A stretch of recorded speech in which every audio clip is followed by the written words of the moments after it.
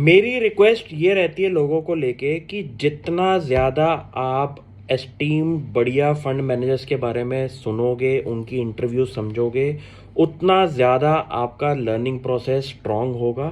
For example Mukul Agarwal जी की एक recent interview के अंदर उनसे ये पूछा गया कि आप कंपनी को आइडेंटिफाई कैसे करते हैं, तो उसका उन्होंने आंसर दिया कि वो सबसे पहले एक इंडस्ट्री पकड़ते हैं, उसमें से कंपनीज आइडेंटिफाई करते हैं, उन कंपनीज की न्यूज़ को समझते हैं, और ज़रूरी नहीं है कि वो जो कंपनीज में इन्वेस्टमेंट करते हैं वो उनके प्राइजेस के बॉटम प्राइजेस होते हैं।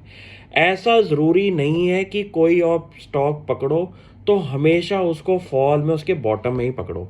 कभी कभी इस केस में आपकी एंट्री कभी हो नहीं पाएगी।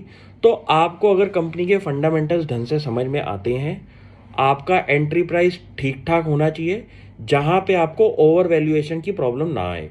सेकंड बात इसमें यह आ गई कि अगर आपने कोई एंट्री ली है, कब खरीदना है, कब बेचना है, क्या करना है, ये चीज़ें आपकी वेट टाइम पीरियड में आती है। ये एकदम आपको नहीं आएंगी। एक्सपीरियंस के बाद ही इसमें आप अपनी एक वैल्यूएशन टेक्निक बनाएंगे कि मैं इतने पे खरीदता हूँ, इतने पे बेचता हूँ, इस स्टॉक को इतना होल्ड कर सकता हूँ।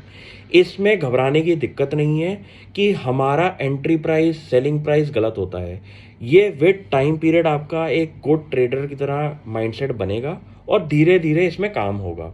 सेकंड चीज़ इसमें उन्होंने ये बोली कि जितने भी वर्ल्ड के रेनाउंड फेमस इन्वेस्टर ट्रेडर हैं, उन्होंने जितना भी अपना कैपिटल क्रिएट किया है वो उन्होंने ट्रेडिंग से क्रिएट किया है।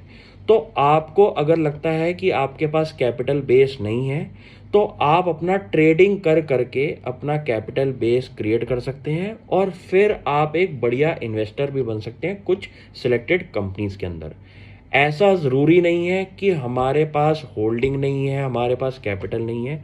आप बढ़िया ट्रेड सेटअप अगर बनाएंगे, आपका पैसा बनेगा, उस पैसे से आप एक बढ़िया इन्वेस्टर भी बन सकते हैं कुछ कंपनीज के अंदर लॉन्ग टर्म इन्वेस्टिंग करके।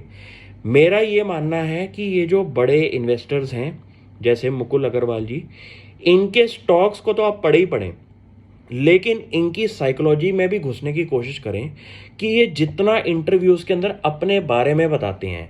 स्टॉक पिकिंग तो ठीक है कि आपको उनका स्टॉक पता चल गया, लेकिन जितना आपको उनके बारे में पता चलेगा, उनके माइंडसेट में पता चलेगा कि वो स्क्रीनिंग कैसे करते हैं, कंपनी आइडेंटिफाई कैसे करते हैं, उतना आपका ट्रेडिंग एक्सपोजर बनेगा नॉलेज बेस के अंदर कि आपको भी वो स्क्रीनिंग क्राइटेरियाज फॉलो करने हैं और उनके अंदर ही अपना स्क्रीनिंग क्राइटेरिया बना के बेट्स लेनी है।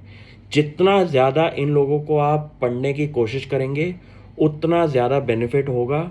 मैं आज की डेट में हर बड़े इन्वेस्टर ट्रेडर को जितनी कोशिश कर सकता हूँ उनसे सीखने की कोशिश करता हूँ और अप्लाई भी करता हूँ उनके फॉलो स्टेप्स। Thank you.